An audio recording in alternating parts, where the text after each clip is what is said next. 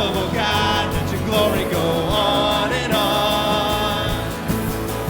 Impossible things in your name, they shall be done. Freedom conquered, all our chains undone. Sin defeated, Jesus has overcome. Mercy triumphed when the third day dawned. Darkness was denied when the storm was gone. Unstoppable God, let your glory go on and on. Impossible things in your name, they shall be done. Unstoppable God, let your glory go on and on. Impossible things in your name, they shall be done.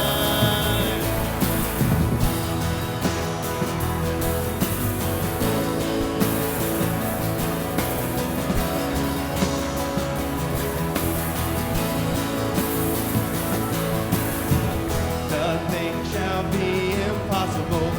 Your kingdom reigns unstoppable.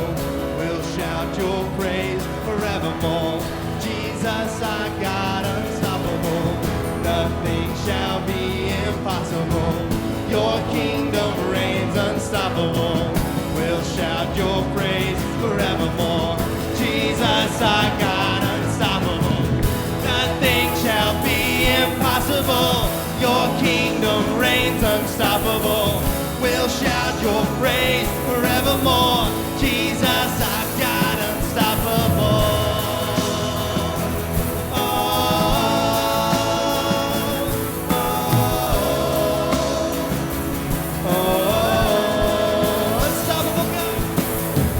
Unstoppable God, let your glory go on and on. Impossible things in your name, they shall be done. Unstoppable God, let your glory go on and on. Impossible things in your name, they shall be done. Oh.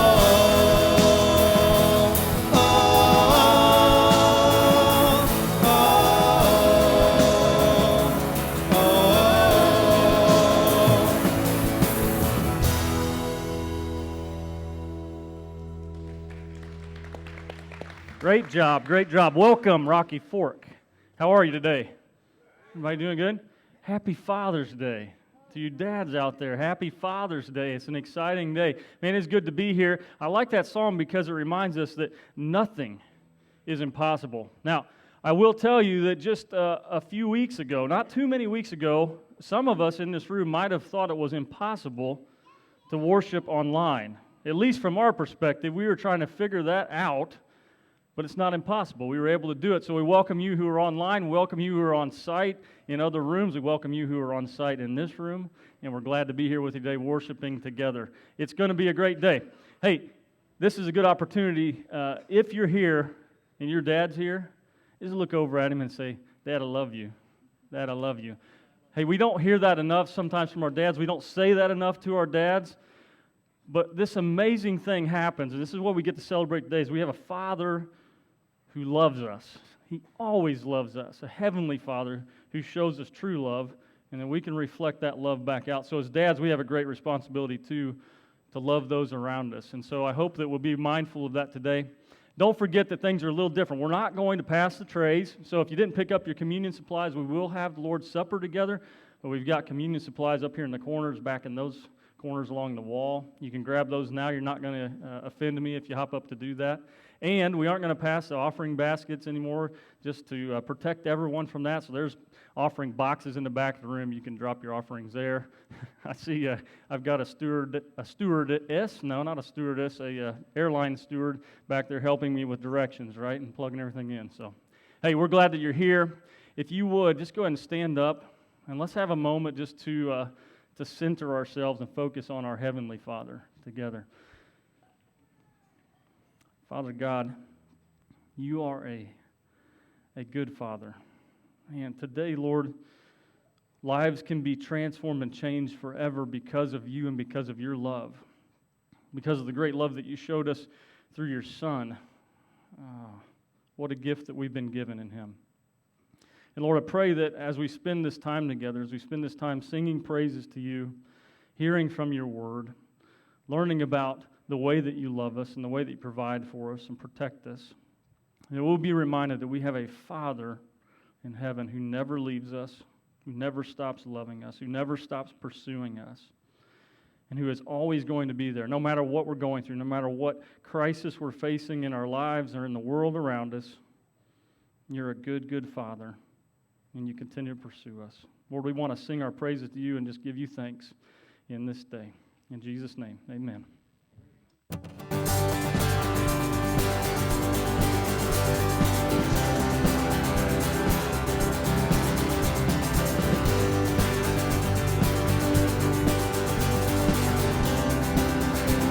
Who breaks the power? Who breaks the power of sin and darkness? Whose love is mighty and so much stronger. The King of glory, the King above all kings. Who shakes the whole earth? Who shakes the whole earth with holy thunder and leaves us breathless in awe and wonder. The King of glory, the King above all kings. This is amazing grace. This is unfailing love. That you would take my place, that you would bear my cross, you would lay down your life, that I would be set free. I sing, Lord, all that you've done for me.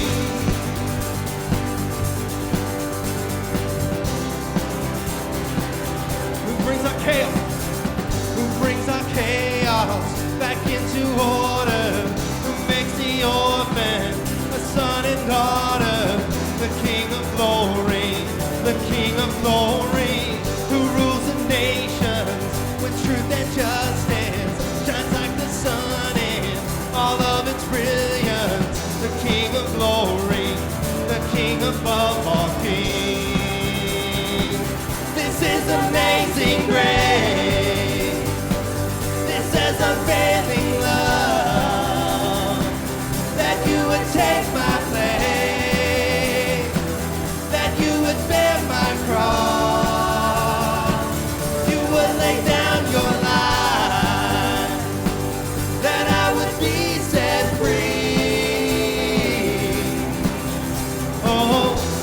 I sing for all that you've done for me.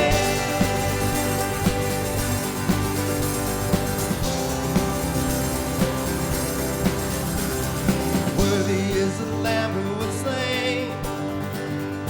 Worthy is the King who conquered the grave. Worthy is the Lamb who was slain. Worthy is the King who conquered the grave. Worthy is the Lamb who was slain. Worthy is the King who conquered the grave. Worthy is the Lamb who was slain. Worthy, worthy, worthy. Oh, this is amazing grace. This is unfailing love. That you would take my place, that you would bear my cross.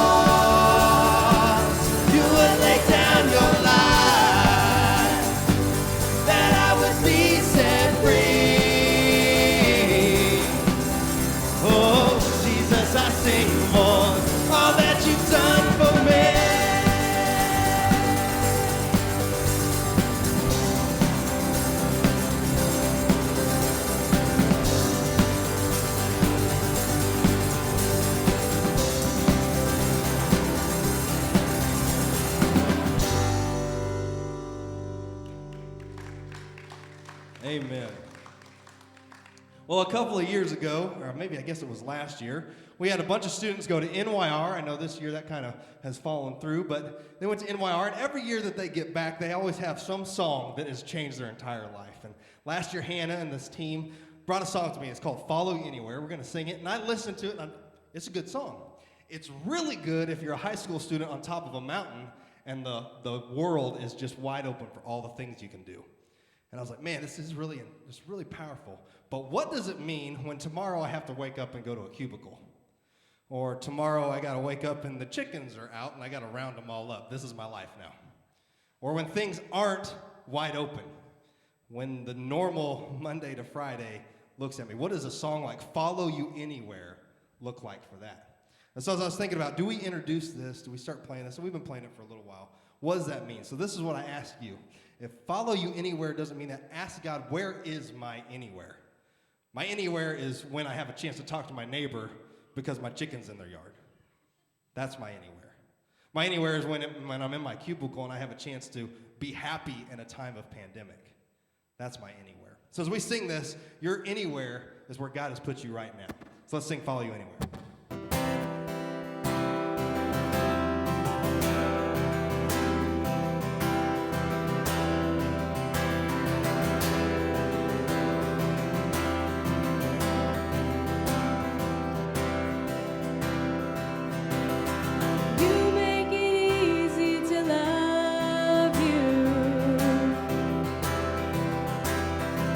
You are good and you are kind. You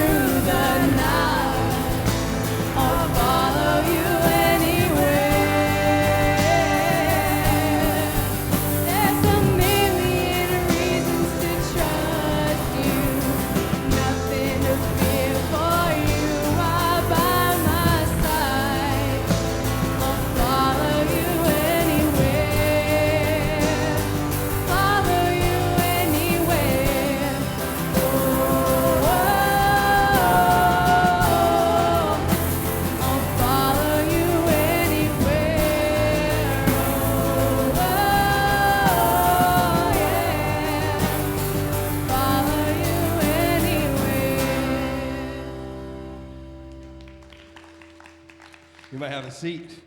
Before we get started with the sermon, we're going to take communion during the sermon today. So as the sermon bumper is getting ready to play, if you haven't gotten a chance to grab your communion cups, go ahead and do that. Those of you that are watching online, you can go ahead and grab those things as well, and we will take that during the sermon today. Bible stories. God gave Abraham and Sarah a son named Isaac. Sometime later, God tested Abraham and asked him to sacrifice Isaac as a burnt offering. Abraham prepared the burnt offering just as the Lord had told him. Just as Abraham was ready to sacrifice Isaac, an angel of the Lord called out from heaven, "Do not do anything to him. Now I know you fear God." Then Abraham saw a ram in the thicket and used it for the burnt offering. Oh, no. Then Abraham saw a ram in the thicket and he used it for the burnt offering. This is the story of Abraham and Isaac. I'm so glad you're here. Thank you for joining us on site and online. If you're at home watching, we're so grateful that you chose us. We're thankful that you guys are here in the building with us, and maybe you're in another room or here on site. We're just so grateful that you are with us. We've been doing this sermon series called Bible Stories, and here's a question I want to ask you guys. How many people like to do jigsaw puzzles? All right? There's a few of you, right? Some of you may not like them at all. Right? Have you ever tried to put together a jigsaw puzzle without the box or the picture? Have you ever tried to do that? It's extremely hard because you don't know where the pieces are supposed to go or what they're supposed to look like. Right? And the picture helps you to see the individual pieces and know where they go to kind of match them up. And these Bible stories are much like a puzzle. Each one of them has its own story, and they're really cool in themselves. But when you put them all together in the big picture that God is telling, it becomes beautiful. And you begin to get the big picture of what God is doing. So this morning I want to talk about Abraham and Isaac. Okay? Abraham and Isaac, they are a preview of what God is going to do through Jesus Christ. The bigger picture. So all these little pieces of the puzzle are being put together, and Abraham's story is part of the puzzle. Abraham's life story is a story of faith. I mean, if you remember anything this morning, anytime you hear the name Abraham, you should think somebody faithful. If you were to look it up online or whatever, and you say, type in Abraham, the word that should be underneath his name is faithful. Faithful. I was talking to the kids and parents right now. How many brought your Bible this morning? All right? You wouldn't raise them up if you got them. All right? Awesome. Glad you brought them. So let's get our Bibles out and let's look at Genesis chapter 22 this morning. Is where we're going to be at. Listen to what the writer of Hebrews chapter 11 says about Abraham. He says, by faith, Abraham, when called to go to a place where he would later receive his inheritance, he obeyed and went, even though he did not know where he was going. Now there's a definition in there of faith. Even though he doesn't know where he's going, he obeys God and goes. You see, faith is obeying God even when we don't know where we're going or how it's going to go once we get there. So I'm going to repeat that. So maybe the kids might fill in the blanks, right? Faith is obeying God even when you don't know where you're going or how it will go once you get there. I'm sure Abraham had all sorts of questions. But instead of waiting to have them answered, in Genesis chapter 15, it says, Abraham believed the Lord. Paul writes in Romans chapter 4, verse 20 through 21, he says, yet Abraham did not waver through unbelief regarding the promises of God, but was strengthened in his faith and gave glory to God, being fully persuaded that God had the power to do what he had promised. How many of us need to know that? No matter what we're facing in this world, that is a huge piece, and I don't want you to miss that. That's the foundational piece of Abraham's faith.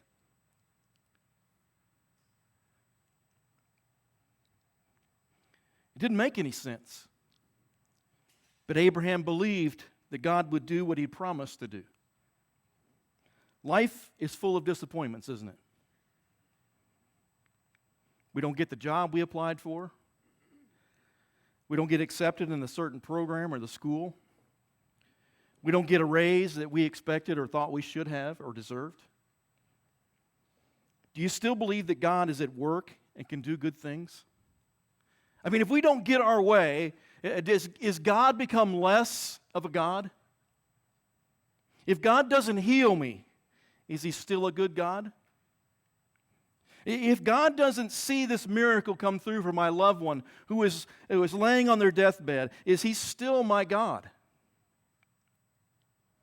If God asks me to do something hard against my will, right, the very thing that I don't want to do, if God asks me to do that, is he still my God? That's a tough question. Is God still your God even when stuff doesn't go my way? I'm going to say it again. Is God still my God even when stuff doesn't go my way? Abraham's story characterizes faith. In Genesis chapter 22, verses 1 through 2 says this. Sometime later, God tested Abraham, and he said to him, Abraham, and Abraham said, here I am.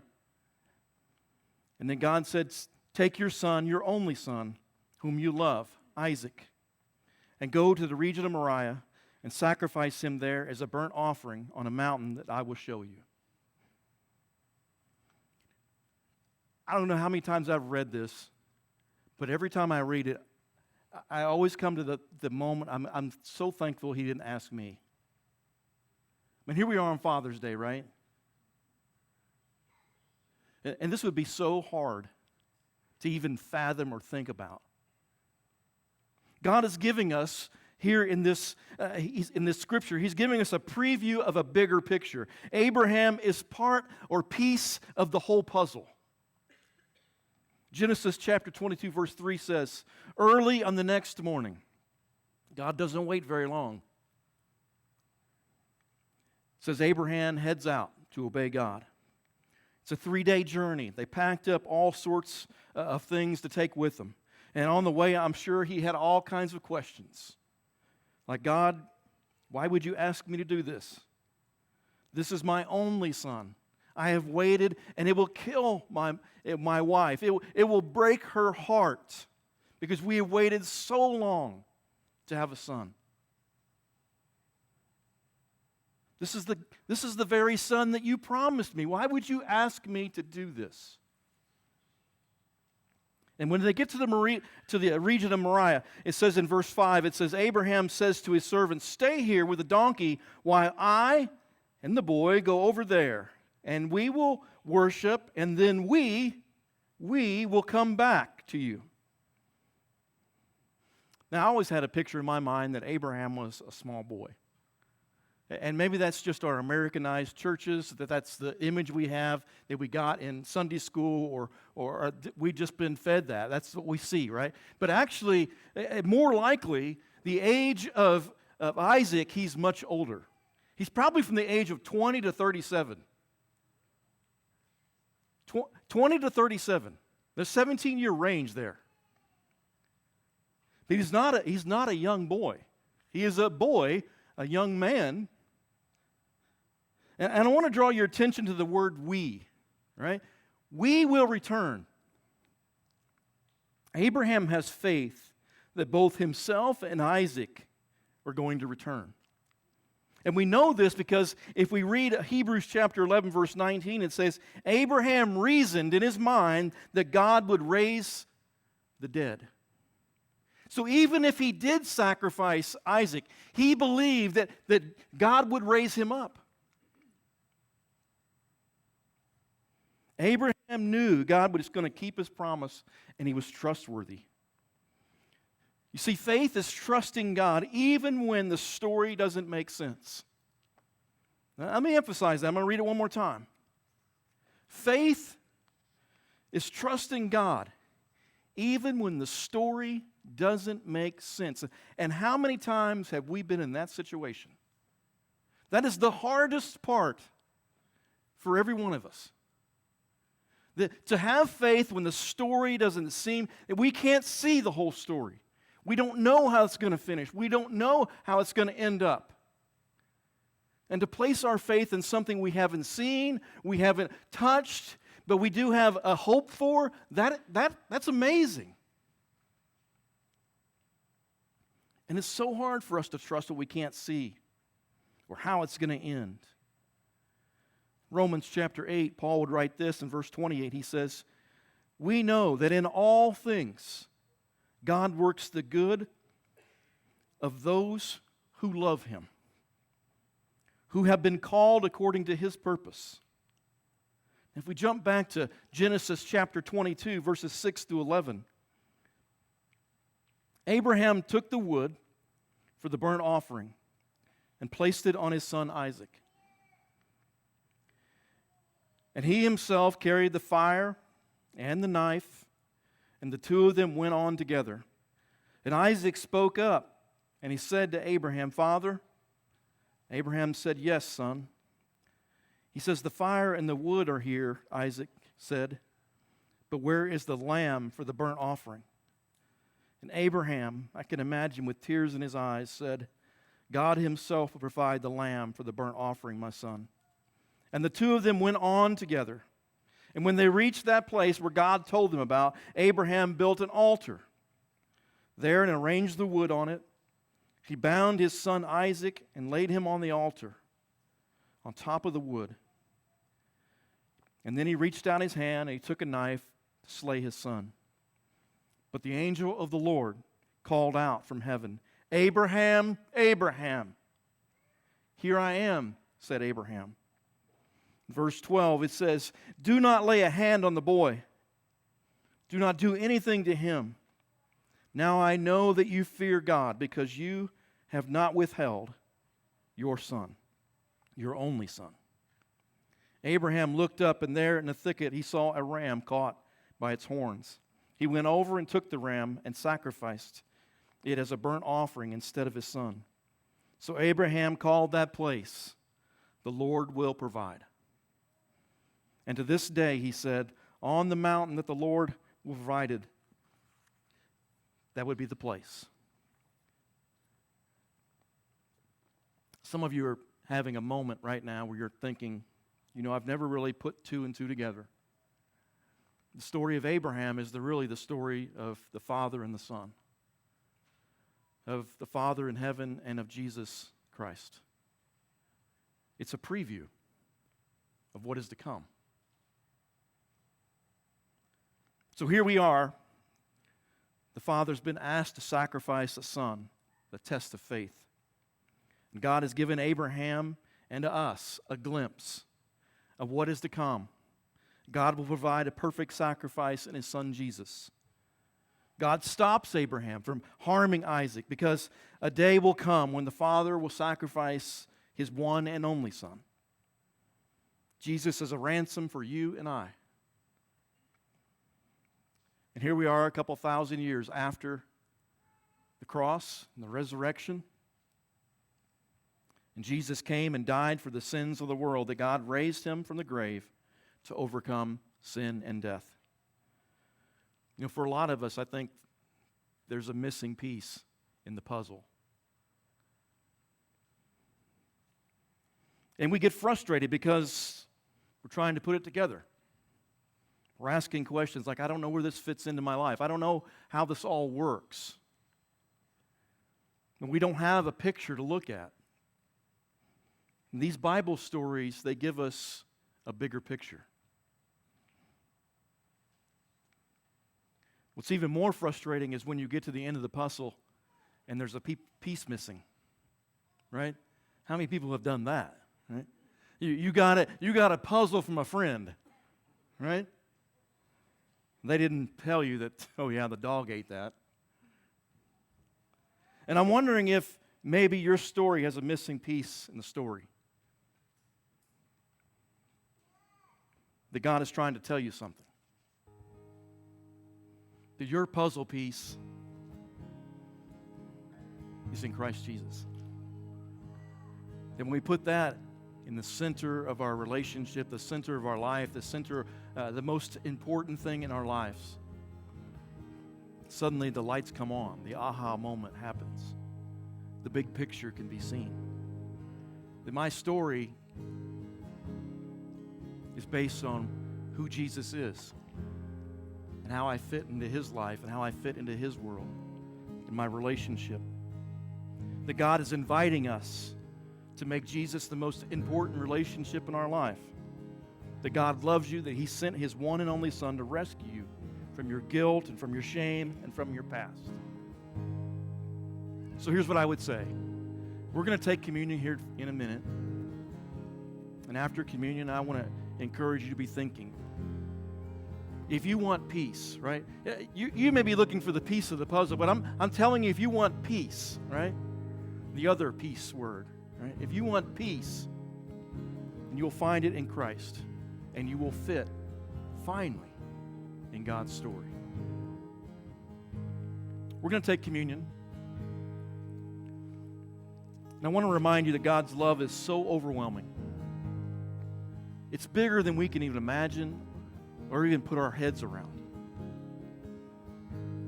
That God would send His one and only Son. Can you imagine how hard that would be, fathers? To knowingly send your Son to be a sacrifice, to give your one and only. Humanly, I think it's impossible for us to wrap our heads around. We will continually wrestle with that because we don't see the big picture. But God does. Let's pray. Father God, we love you so much, and I thank you, Father, for this amazing message. Father, that you would give your Son a free will offering. That, Father, He would pay the price upon a cross, and His blood would set us free. Father, be with us as we take these emblems. As, Father, we take this together. Father, I ask that you would bless us, and we remember you on this Father's Day. We pray all this in Jesus' name. Amen.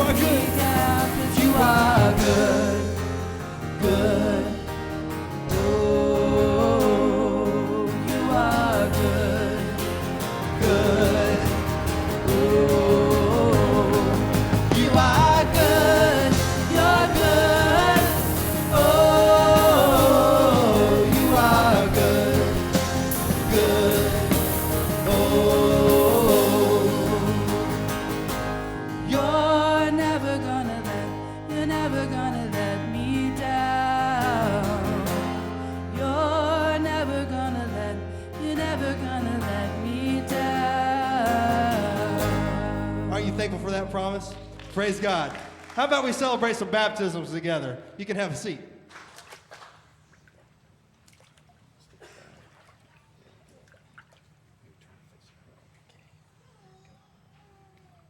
This is Hannah Stevens, and Hannah's come forward this morning. She wants to give her life to Christ, be baptized. Yeah. It's okay to clap. Yeah. It's a celebration. Yeah. So Hannah, I'm going to take your hand. I want you to repeat after me. I believe that Jesus is the Christ, the Son of the living God, and I want to make him my personal Lord and Savior.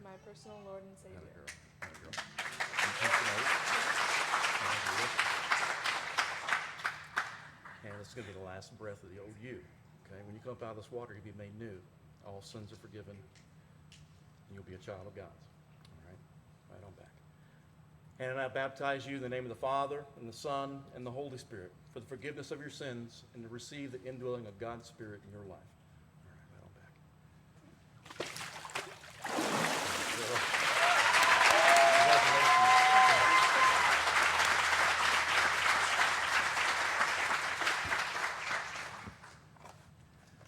I have to think that that's probably one of the best Father's Day gifts you can give, right? Yeah. And if you're ready, hop in line. That's right. Yeah. Yeah. If you're ready, come on. You're not supposed to baptize yourself. This is Grant Stevens, and Grant is coming forward this morning and asking to be joined with Christ, to be made new, and to be baptized. So I'm going to ask you.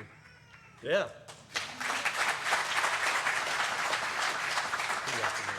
I believe that Jesus is the Christ, the Son of the living God, and I want to make him my personal Lord and Savior. Amen. Go ahead and pinch your nose. Step forward a little bit. I'm going to say a couple words, all right? Grant, I now baptize you in your confession of faith. Baptize you in the name of the Father, and the Son, and the Holy Spirit for the forgiveness of your sins and to receive the indwelling of God's Spirit in your life. Last breath of the old man, all right?